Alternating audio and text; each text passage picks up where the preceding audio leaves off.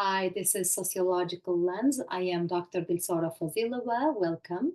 In today's video lecture, we are going to discuss or explore the intricate ways in which gender intersects with power and identity, emphasizing that gender is much more than a set of biological differences. Understanding gender as a social construct allows us to see that it is shaped by cultural norms, personal identities, and societal expectations, which vary across time and place. This perspective helps us to appreciate that masculinity, femininity, and other expressions of identity are not fixed, but are taught, reinforced, and sometimes challenged within society. An essential part of this understanding is recognizing the fluidity of identity, moving beyond a rigid binary framework. Society is increasingly acknowledging a spectrum of gender identities. This awareness encourages us to rethink traditional categories and consider the social, personal, and political implications of diverse and fluid identities. Gender, however, does not exist in isolation. It is deeply tied to power dynamics. Examining gender through the lens of power helps us understanding how roles and expectations contribute to imbalances, privileging certain groups over other groups, and influencing people's rights, freedoms, and opportunities.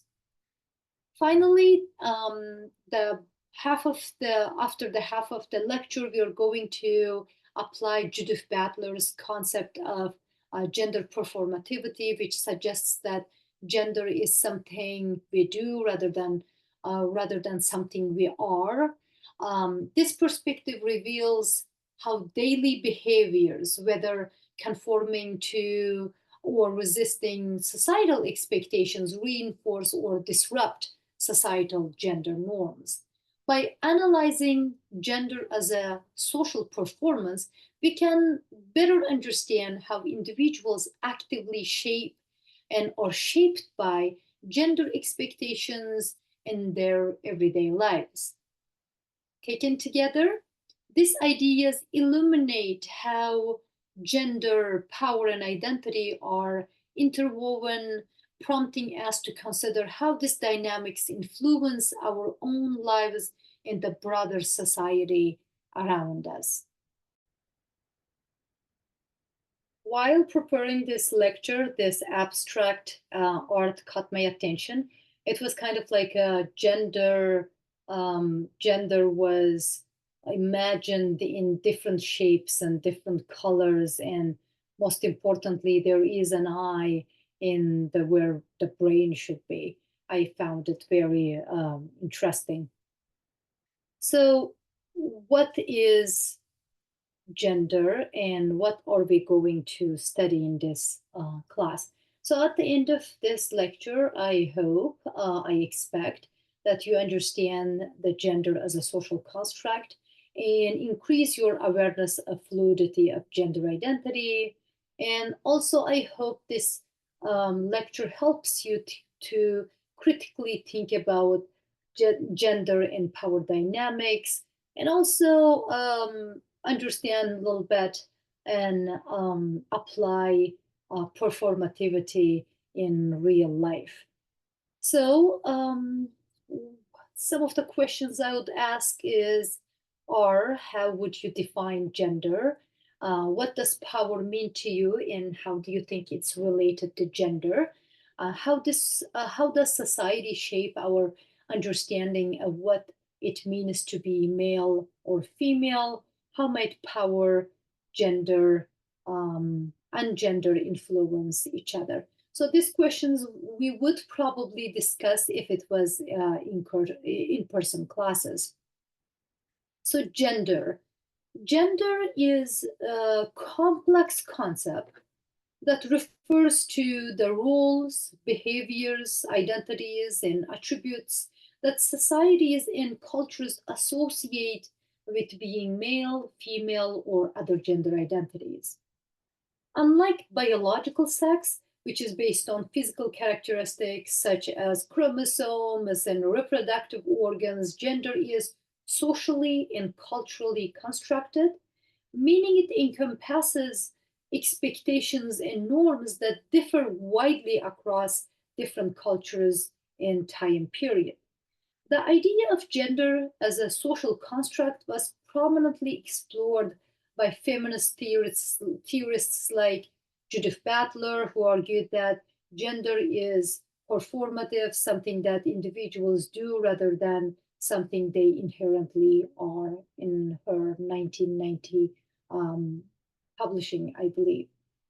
This socially constructed aspect of gender implies that it is fluid and adaptable, influenced by societal changes, media, and individual experiences. For instance, certain characteristics like nurturing behavior may be associated with femininity, while assertiveness might be linked to masculinity. However, these associations can shift over time and differ across cultures, highlighting that gender norms are neither universal nor fixed. Additionally, modern understandings of gender recognize non-binary and gender non-conforming identities, acknowledging that gender exists on a spectrum rather than as a strict male-female binary.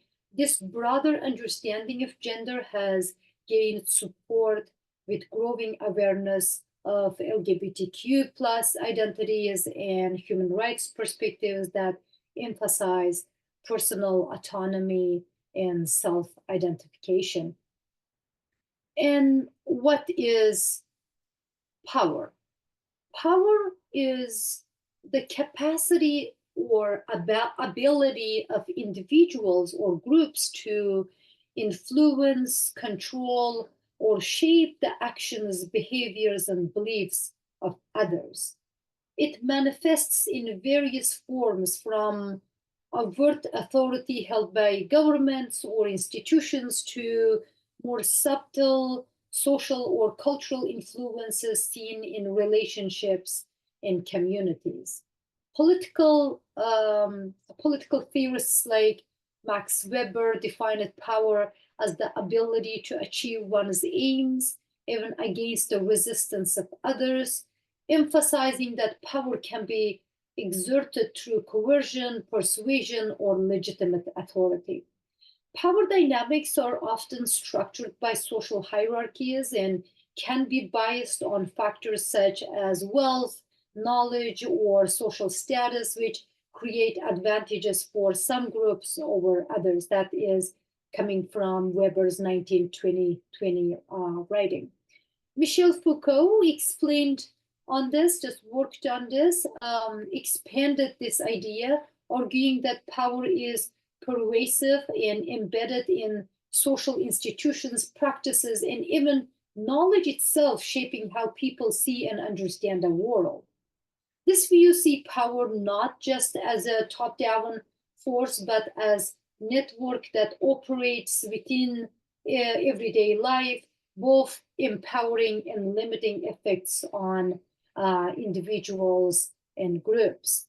Identity, on the other hand, is the complex and evolving concept that encompasses how individuals and groups perceive themselves and are recognized by others, often shaped by social, cultural, and personal factors.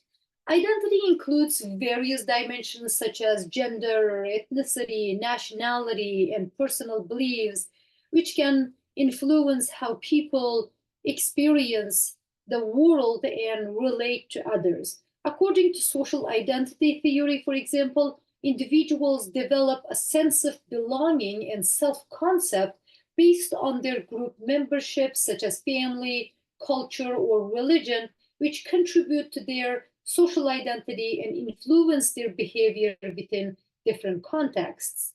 Psychologist Erik Erikson emphasized that development of identity as a lifelong process, influenced by social interactions and personal choices that shape one's sense of continuity and uniqueness. That is in his 1950 work. Identity is also influenced by external perceptions and societal expectations, as highlighted in symbolic interactionalism, where individuals continually adapt their self image in response to how they are seen by others. Thus, identity is both personally felt and socially constructed, often navigating between personal authenticity and collective forms.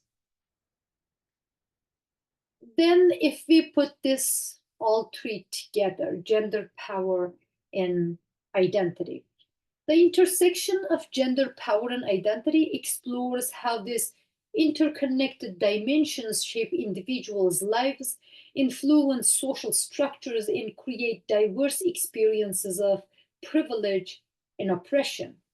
Gender plays a significant role in identity as societal norms and expectations about masculinity, femininity, and other gender expressions impact how individuals see themselves and are perceived by others. Power dynamics are inherently tied to gender and identity, influencing access to resources, societal roles, and decision making capabilities. Michel Foucault's idea on power, for instance, describe it as a pervasive force that shapes behaviors, norms, and institutions, affecting how gender roles are reinforced or contested within societies. Moreover, intersectionality theory, as proposed by Kimberly Crenshaw, emphasizes how different aspects of identity, such as gender, race, socioeconomic status, and sexuality, interact to create unique experiences of marginalization or privilege. For example, woman's experience of power in identity can vary widely depending on factors like race or class, with women of color or those from low income backgrounds potentially facing compounded challenges compared to white middle class women. This layer's complexity highlights how identity is not a singular experience, but an intersection of various identities, with power dynamics often shaping individuals' access, individuals' access to different resources and other things. Also, there is intersections of various identities, with power dynamics often shaping individuals' access to opportunities, representation, and social influence. As we have general understanding of gender, power, and identity, I want to move towards Judith Butler's gender trouble. So, who is Judith Butler? Judith Butler is an influential American philosopher and gender theorist, known for her work in the fields of feminist theory, queer theory, and critical theory. Her groundbreaking book, Gender Trouble: Feminism and the Subversion of Identity, was published in 1990, revolutionized how gender is understood by challenging traditional binary notions of gender and introducing the idea that gender is not a fixed or innate characteristics, but rather a socially constructed performance. In Gender Trouble, Butler argues that gender is performative, meaning it is an identity continuously created and reinforced through repeated behaviors, actions, and societal norms.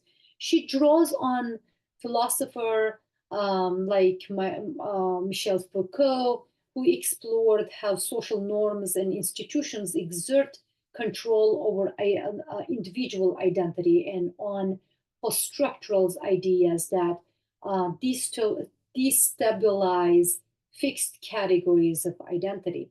Butler suggests that because gender is performed rather than intrinsic, it can be resisted and redefined. She famously critiques the binary view of male and female as insufficient and rigid, encouraging a view of gender as fluid and open to reinterpretations.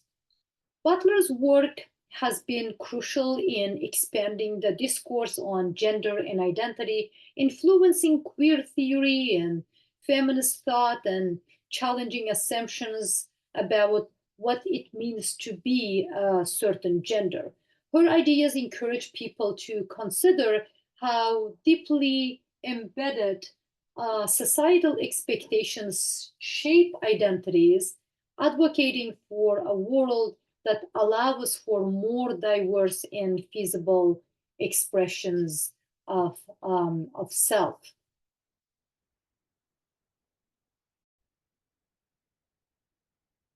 Butler was very influenced by various philosophical works. The concept of being is becoming one of the concepts um, was foundational for Judith Butler's work, suggests that existence of being is not a fixed, static state, but rather an ongoing dynamic process of transformation and evolution. In philosophical terms, it refers the idea that identities, states of consciousness, and even reality itself are always in flux, shaped by continuous change rather than remaining permanently defined. Heraclitus, an ancient Greek philosopher, was one of the earliest to propose this idea, encapsulated in his saying, "You cannot step into the same river twice." He argued that life and existence are processes of constant becoming, meaning that everything is continuously altering, influenced by interactions and new experiences. Later, existential and process philosophers like Nietzsche and Whitehead further expanded on this idea, suggesting that personal identity and reality are not inherent or static, rather, they are constructed and reconstructed in response to time, context, and external influences.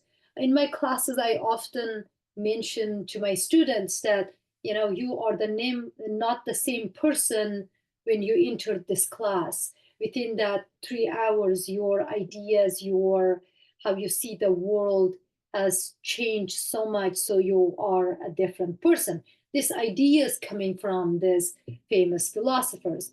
In modern terms, being is becoming encourages us to see life as a journey of growth and transformation, recognizing that change is an essential aspect of our identity today. It implies that who we are and what we understand is always evolving, making self discovery and adaptability central to the human experience.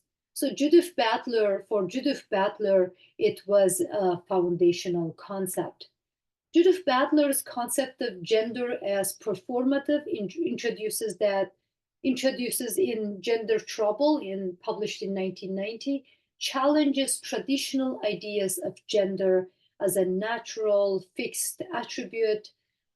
Instead, Butler argues that gender is not something one is, but something one does, an ongoing series of performances shaped by cultural norms, social expectations, and repetitive behaviors. For Butler, performativity means that gender is created through repeated acts, gestures, and speech, which collectively construct what society recognized as masculinity or masculine or feminine.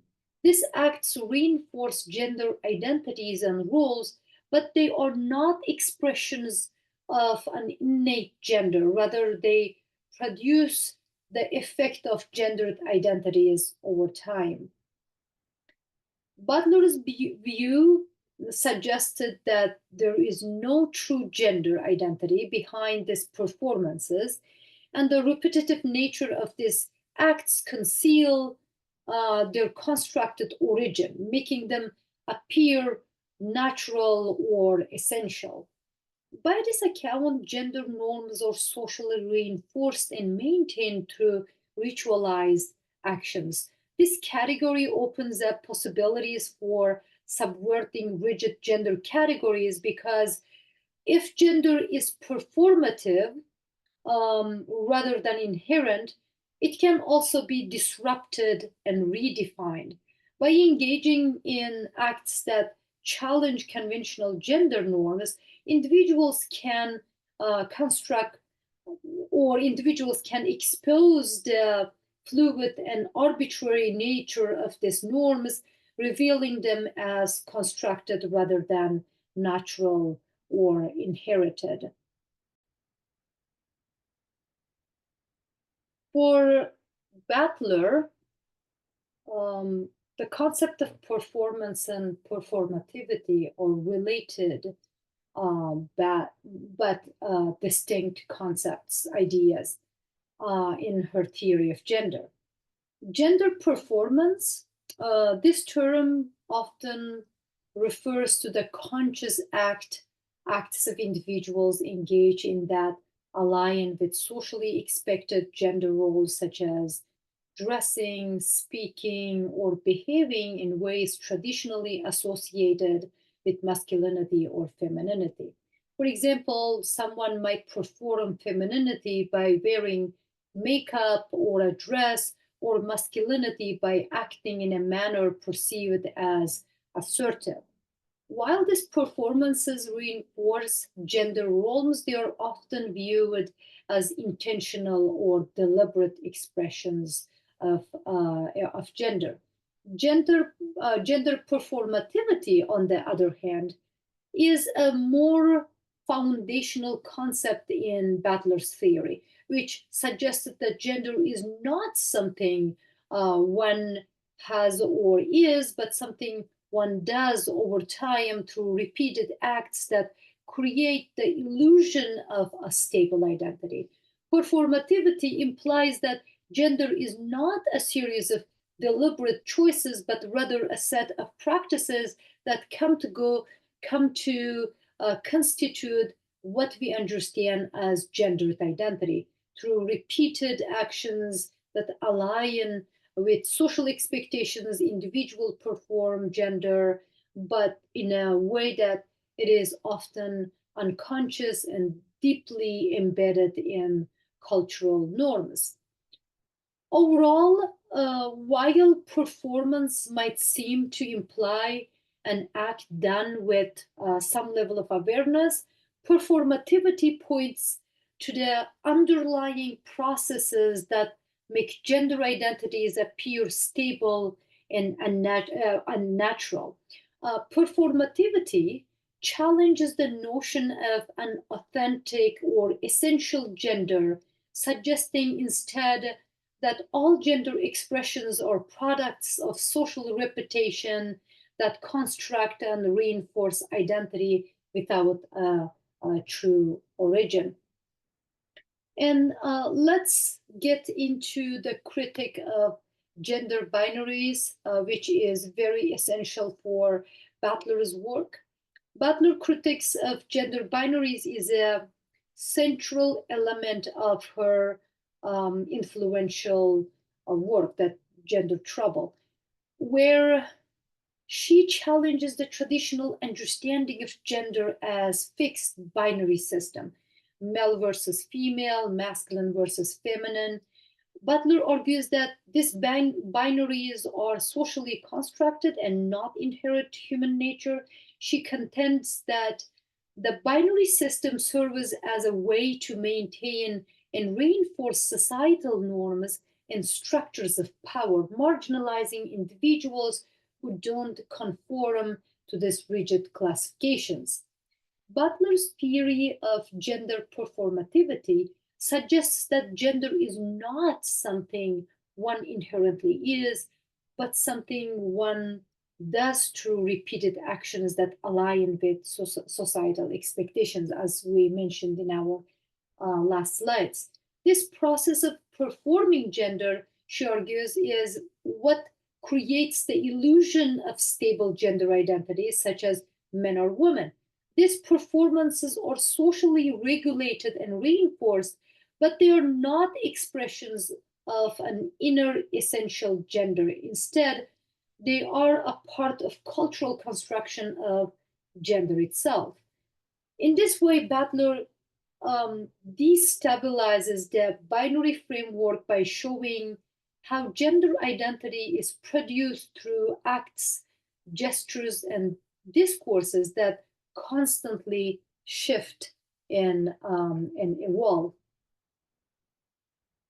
And then she talks about subversion of identity through drug and performance, and she is talking about again, that she's talking about how gender binaries are not merely limiting, but are actively oppressed because they force individuals into narrow categories and suppress variations that fall out that binary. She draws from post-structuralist and queer theory to demonstrate that these binaries are not natural, but culturally and historically contingent. By decentering the binary, Butler opens up possibilities for more fluid, dynamic expressions of gender that allow for greater diversity and inclusion. This critique not only challenges dominant gender norms, but also serves as a call to rethink how society constructs and enforces these categories to maintain systems of power. The instability of the sex and gender distinction is crucial idea in feminist and queer theory, particularly in the work of Judith Butler, who argues that the distinction between sex and gender is neither natural nor fixed, but socially constructed and historically contingent. Traditionally, sex has been viewed as a biological fact based on autonomy and reproductive function, while gender has been understood as a social construction that corresponds to cultural expectations to masculinity and femininity. However, Butler, along with other theorists, critique this binary distinction by highlighting its fluidity and the ways in which both sex and gender are influenced by power dynamics, social norms, and cultural narratives. In her Gender Trouble, Butler proposes that the category of sex itself is not as stable as it appears. I think there is this one. As it appears, she argues that the idea of sex as a biological given is constructed through discourses and practices that seek to categorize bodies into binary positions like male and female. These discourses, which are steeped in cultural assumptions about autonomy and reproduction, do not account for the complexity of bodies, identities, and experiences. In this instance, the idea of fixed biological sex is inherently unstable because it oversimplifies the diversity of human bodies and identities. Furthermore, Butler's concept of gender performativity complicates the distinction between sex and gender. According to her, gender is not something one is, but something one does. And we said that a few times already. Through repetition or repeated actions and performances that align with societal norms. These performances create the illusion of stable gender. The stability of gender and gender distinctions is also explored through the recognition of intersex individuals who do not fit neatly into the binary sex categories of male or female. Intersex bodies, which may have ambiguous or diverse physical characteristics, challenge the assumptions that sex is a strictly binary concept. Similarly, non-binary, genderqueer, and transgender identities further illustrate the fluidity and complexity of gender, demonstrating that the binary model of male-female is inadequate in capturing the full spectrum of gender experiences. This critique of sex-gender distinction also draws from a work of scholars like Foucault, who examines how societal institutions regulate bodies and identities through norms and classifications, and Simone de Beauvoir, who famously stated, "One is not born, but rather becomes a woman," emphasizing the social construction of gender. Actually, I have a video on the Simone de Beauvoir's book, and I don't remember the name right now, so you can find it in my videos. I can link it here. In summary, the instability of sex and gender distinction highlights the idea that both are socially constructed and performative categories subject to change, variation, and distinction. This critique opens the door to more inclusive understanding of gender and sex, one that allows for the recognition of diversity and complexity beyond the restrictive binaries traditionally imposed by society. And now, the drug culture, one of the parts Butler talks about, the drug culture and performance play a critical role in the subversion of identity by challenging and destabilizing traditional notions of gender, identity, and societal norms. In practice of drug, which involves individuals performing exaggerated gender expressions, often acts as a form of resistance to rigid gender binaries, offering a space for exploring the fluidity of gender identity. Through performance, drug artists embody a variety of gendered personas, sometimes parodying femininity or masculinity, and in doing so, they highlight the performative nature of gender itself. Judith Butler's theory of gender performativity is central to understanding how drug converts identify themselves. Butler argues that gender is not an inherent trait, but rather something we enact through repeated performances. In drug, this notion is taken in its extreme in performances, as performances intentionally exaggerate gender norms. By doing so, they expose the constructed and arbitrary nature of these norms. For example, in a performance where a man dresses as a woman or vice versa, the audience is invited to see gender as something that can be acted out rather than something fixed or essential. This act of subversion not only critique the gender binaries, but also creates a space for reimagining what identity could be beyond these limits. Drug culture has long been a form of resistance for LGBTQ plus community, offering a space where individuals can play with identity, gender, and societal expectations. For instance, drag performances often engage in a parody and satire, pointing to performative aspects of both mainstream femininity and masculinity.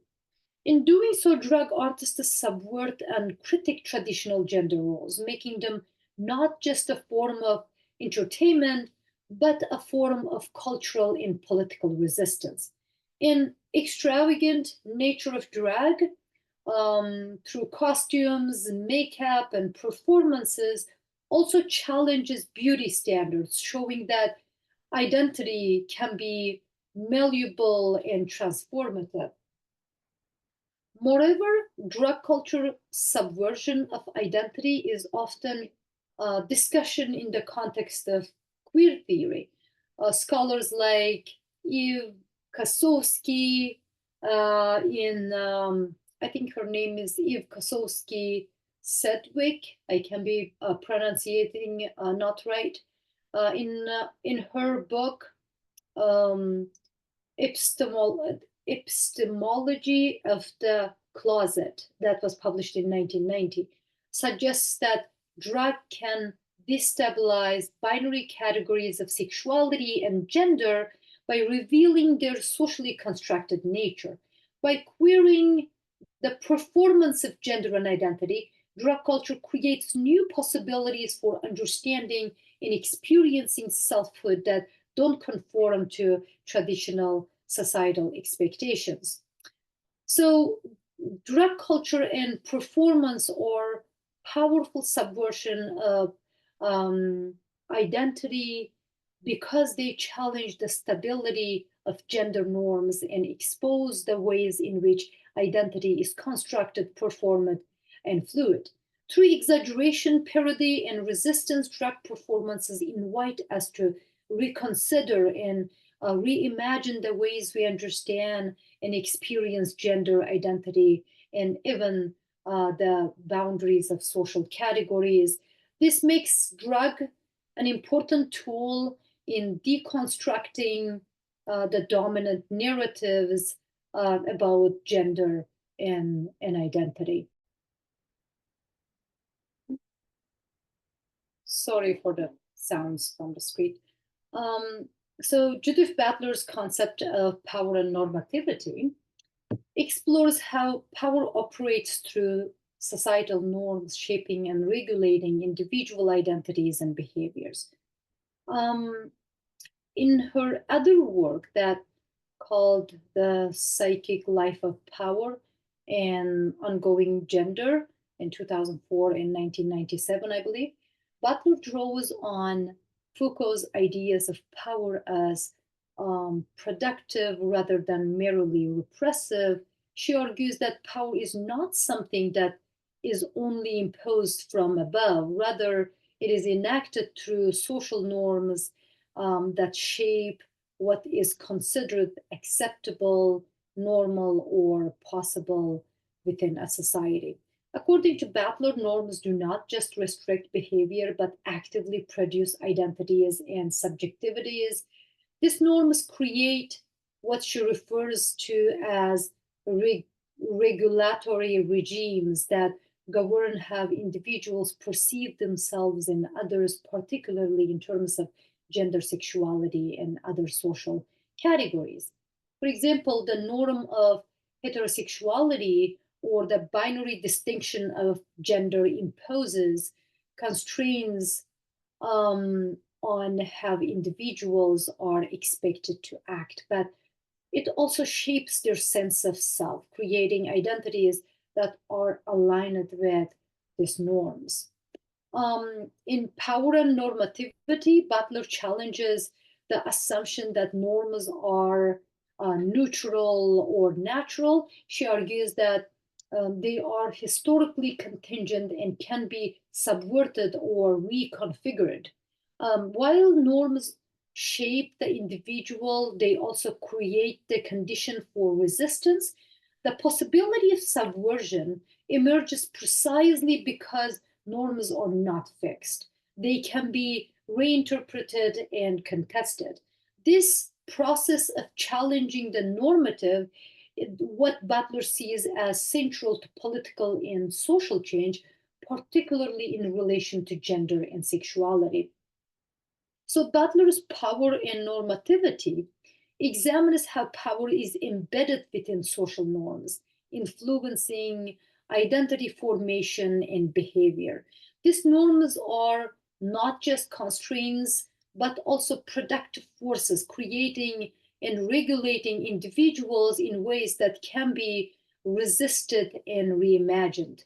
Through this lens, gender norms and other social categories are seen as both restrictive and enabling, creating the possibility for transformation through subversion and resistance. Possibility of resistance and subversion. Um, Again, Butler's concept of resistance and subversion is central to her ideas and understanding of how individuals and communities can challenge and potentially change dominant societal norms, particularly those related to gender and sexuality. Butler suggests that norms are not rigid or unchangeable, they are contingent, fluid, and subject to reinterpretation. This flexibility provides the possibility for subversion and actions or performances that challenge the normative order by exposing the constructed nature of norms and identities. Um, as I mentioned earlier, that Butler goes back to Foucault a lot and Foucault's theory of power, which posits that power is not only top down, but is diffused throughout society and operates through everyday practices and discourses. Power shapes individuals by constraining their behavior, but it also enables certain forms of resistance. In Gender Trouble, Butler argues that because gender norms are performative, constructed through repeated actions and behaviors, they are open to transformation. Resistance arises when individuals intentionally disrupt these performances, revealing their um, artificial character and performative nature. For example, as mentioned earlier, drug culture is a form of resistance that subverts traditional gender norms by exaggerating and mimicking gender roles, thus questioning the very categories of men and women and their stability. Um, Also, Butler sees subversion as an ongoing process oriented effort. It does not simply reject or tear down norms. Instead, it involves reworking them to make space for more inclusive and diverse expressions of identity. She emphasizes the importance of doing gender differently, as through resistance, individuals can create new possibilities for gender existence and challenge the hegemony of binary gender categories. This idea, the idea of performative subversion, allows for a form of political resistance that does not seek to wholly overthrow systems but works within them, destabilize and reimagine the normative boundaries of identity and power. So this was our lecture today. To wrap up our discussion on gender, power, and identity, let's highlight the key points we have explored today. Firstly, gender is not simply a biological or natural fact, but a social construct that is shaped by cultural norms and expectations. As Butler argues that in Gender Trouble, gender is performative. It's created through repeated actions and behaviors rather than inherent or fixed traits. Power plays a crucial role in shaping these norms. It is not simply top-down oppression, but operates throughout society, influencing the way identities are formed and maintained. According to Foucault, power is everywhere and affects every aspect of our lives, from how we perform gender to how we internalized societal expectations.